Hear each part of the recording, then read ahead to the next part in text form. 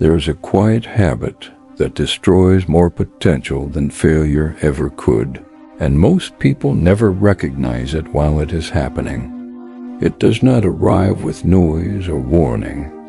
It does not announce itself as weakness. It disguises itself as care, as social awareness, as ambition. It is the constant need to be approved by other people before you move, before you speak, before you decide who you are going to become. At first, it feels harmless.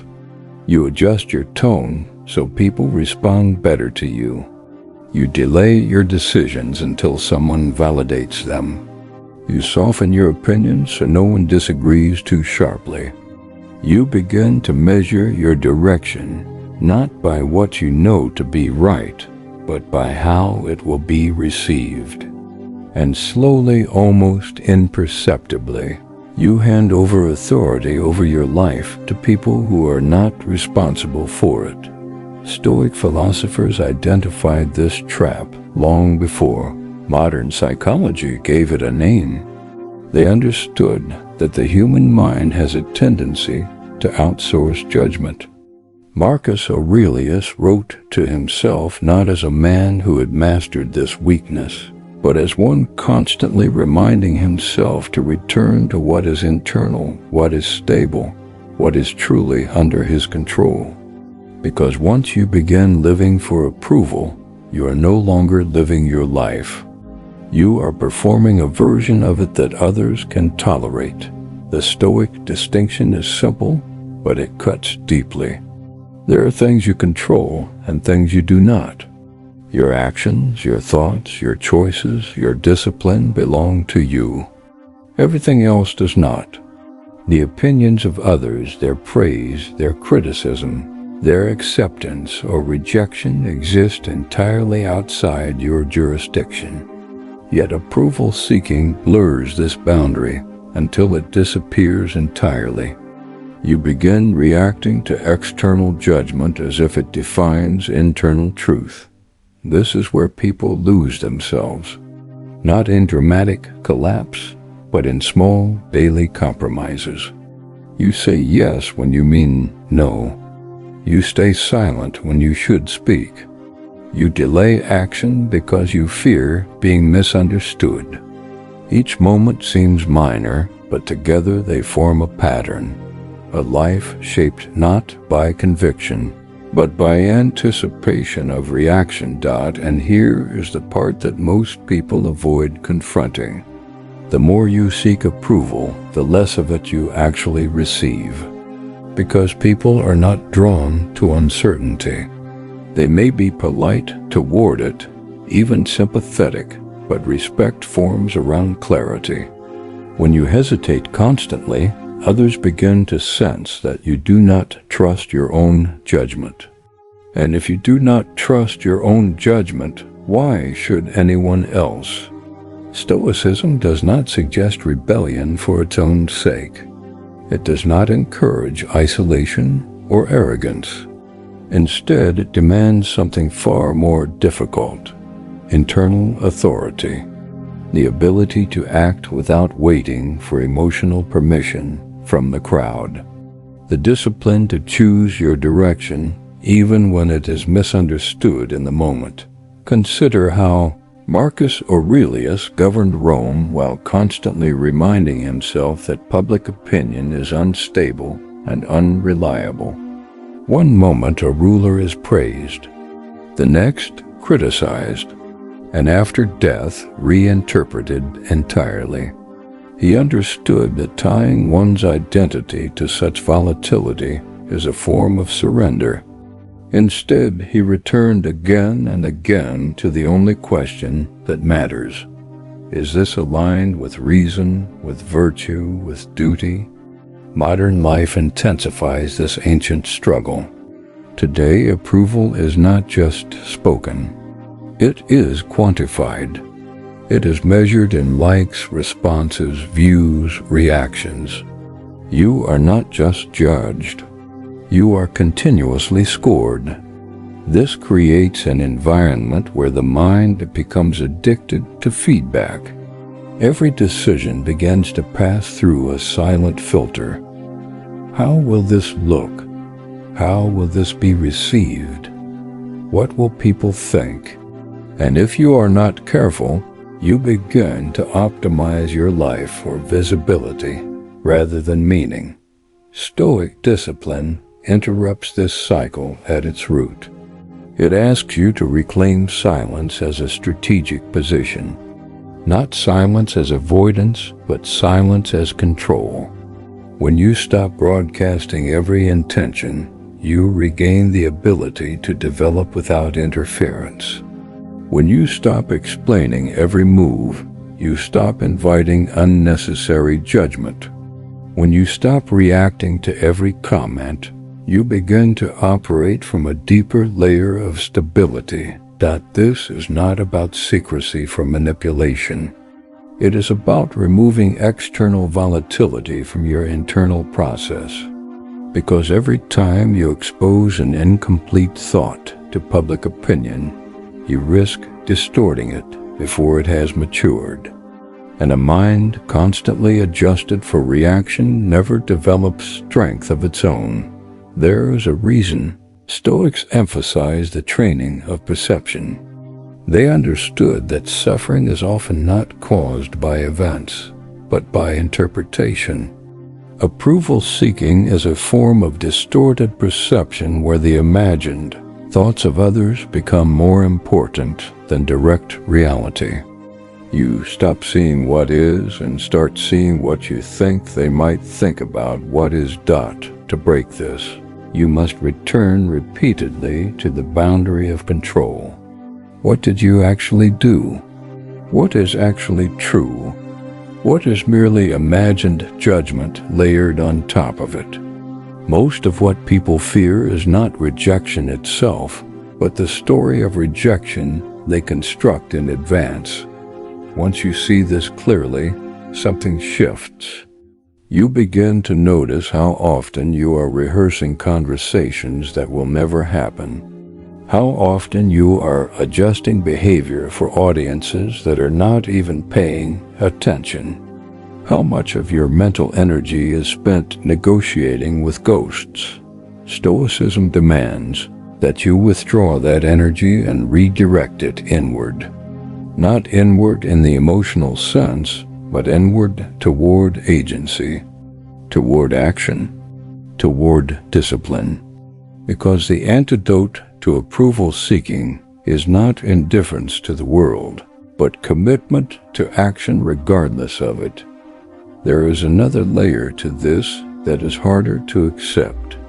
Many people seek approval not because they value others' opinions, but because they doubt their own ability to endure disapproval.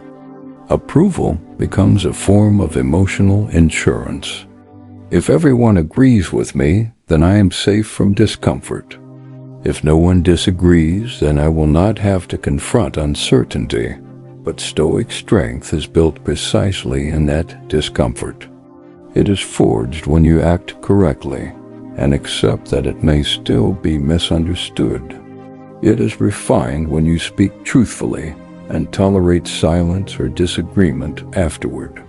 It matures when you realize that emotional discomfort is not a signal of wrongness, but a cost of independence. The man or woman who cannot endure disapproval will always be controlled by those who can distribute it. At this point, the question becomes unavoidable.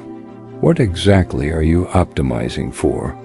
If your life is structured around being liked, then you will gradually abandon anything that risks dislike. That includes ambition, honesty, and eventually even self-respect. Because at some point, truth itself becomes inconvenient. Stoicism does not allow that compromise. It forces a return to clarity. Not everyone will approve of your discipline. Not everyone will understand your boundaries. Not everyone will support your decisions. And that is not a flaw in your path. It is evidence that you are no longer negotiating your life through consensus, There is a quiet power that emerges when approval loses its grip. You begin to move faster because you are no longer waiting for permission. You become more precise because you are no longer filtering your thoughts through imagined audiences. You become more stable because your identity is no longer outsourced to reactions. But this transition is not comfortable at first. It feels like exposure. The mind resists it because it interprets disapproval as danger. Years of conditioning have trained it to equate acceptance with safety. So when you begin to detach, you may initially feel unstable, as if you are losing something essential. In reality, you are losing dependency, not stability. The Stoics would argue that true stability cannot come from external validation, because external validation is inconsistent by nature. It rises and falls with mood, context, and perspective. The only stable foundation is character, because character is something you actively choose and reinforce through repetition. This is why discipline is not just behavioral in Stoicism. It is existential. Every time you act without needing approval, you strengthen the internal structure of your identity. Every time you resist the urge to seek validation before moving, you reinforce the belief that your judgment is sufficient. Over time, this changes how you experience the world. Criticism loses its sharpness because it is no longer interpreted as authority. Praise loses its addictive quality because it is no longer required for motivation. You begin to see both as external noise rather than directional signals, and when that happens, something rare emerges: clarity of action. You stop negotiating with imagined audiences and start engaging with reality directly. You say what needs to be said, do what needs to be done, and accept what follows without distortion. Not because you no longer care, but because you finally understand what deserves your attention. Approval seeking at its core is a delay mechanism. It postpones action until emotional certainty is achieved, but emotional certainty is never guaranteed. So life becomes a series of postponed decisions, softened intentions, and diluted actions. Stoicism replaces that with a different principle: act according to reason, not reaction. And once action becomes primary, approval becomes secondary, almost irrelevant. There is still more to confront in this pattern, because even after understanding it intellectually, the impulse does not disappear immediately. It surfaces in subtle ways: the hesitation before speaking, the urge to justify yourself unnecessarily, the discomfort when someone disapproves. These are not signs of failure. They are remnants of conditioning. The work is not to eliminate them instantly, but to refuse obedience to them, to notice them without surrendering authority, to feel the pull toward validation and still proceed without it. This is where real Stoic practice begins, not in theory, but in the quiet moment where you choose action over reassurance. And in that moment, something fundamental shifts. You begin to realize that approval was never the source of stability you thought it was. It was only a distraction from the discomfort of responsibility. Without it, you are forced to rely on something more demanding, but far more powerful: your own judgment. Once you begin to detach from approval, a second, more subtle struggle appears. It is no longer about needing people to agree with you. It becomes about learning how to remain steady when they do not.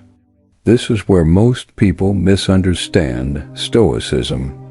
They assume it is about emotional detachment from others, when in reality it is about emotional independence within engagement. You still live among people. You still speak, work, build, and interact. But the difference is structural. You are no longer governed by the emotional weather of external judgment. You observe it, but you do not obey it. This is harder than it sounds, because the mind will always try to reassert old habits under pressure. A critical comment appears, and suddenly the old reflex rises. Defend, explain, justify, adjust. Not because the criticism is necessarily correct, but because discomfort demands resolution. Approval seeking is, at its core, an intolerance of unresolved tension. Stoic discipline teaches you to tolerate that tension without immediate reaction. Not suppression, not avoidance, but endurance without distortion. You do not rush to correct every misunderstanding. You do not restructure your identity every time someone misinterprets you. You let external noise remain external. This is where Marcus Aurelius becomes relevant again. A man in absolute political power, yet constantly reminding himself that the opinions of the crowd are unstable, inconsistent, and ultimately irrelevant to the quality of his character. He understood something most people avoid. You cannot control interpretation, only action. And action is the only part that defines you. The moment you internalize this, a psychological separation begins to form. On one side is perception, on the other is conduct. Perception belongs to others. Conduct belongs to you. Approval seeking collapses these two into one distorted system, where your conduct is constantly revised to manage perception. Stoicism restores the boundary, but restoring that boundary comes with resistance, because the ego does not like uncertainty. It prefers clear signals, liked or disliked, accepted or rejected, praised or criticized. These signals feel like direction, but they are not. They are reactions, and a life built on reactions is always unstable. When you remove approval as a guiding force, you will initially feel exposed, not because you are weaker, but because you are no longer insulated by external validation. That insulation was never real protection. It was dependency disguised as safety. At this stage, many people retreat. They return to seeking reassurance, not because they believe it is right, but because they cannot tolerate the discomfort of standing without it. Stoicism demands that you do not retreat here. This is the threshold where independence is either built or abandoned. There is a crucial distinction to understand. Indifference is not the goal. Clarity is. You are not trying to stop caring about outcomes or people. You are trying to stop allowing external opinions to determine internal direction. A Stoic still cares deeply about doing what is right, but that care is anchored internally, not socially negotiated. This is why the dichotomy of control is not a concept to memorize, but a filter to apply constantly. Before reacting, before adjusting, before explaining, you ask silently, is this within my control or not? If it is not, then emotional energy spent on it is not just wasted, it is corrosive. It weakens attention, distorts judgment, and fragments focus. Approval-seeking thrives in the space where this question is not asked. It fills the gap with imagined scenarios, speculative judgments, and rehearsed responses to problems that may never materialize. In that sense, it is not just emotional weakness. It is cognitive pollution. There is another layer to this that is rarely acknowledged. Seeking approval does not just weaken your actions. It slowly weakens your identity, because identity built on external validation is constantly shifting. You become what is rewarded, not what is true. And over time, you lose contact with your own internal standard. This is why some people become unrecognizable to themselves after years of adapting to others. They did not consciously abandon their identity. They gradually replaced it with feedback. Stoicism reverses this process by rebuilding an internal reference point. Not what is popular, not what is praised, but what is consistent with reason and virtue. This internal reference point becomes the anchor. Without it, you drift. With it, you can stand even in contradiction, and contradiction is inevitable. If you live according to principle, you will eventually collide with expectation. People will misunderstand decisions that are not optimized for their approval. They will interpret boundaries as rejection, discipline as distance, clarity as arrogance. This is where most people hesitate and adjust.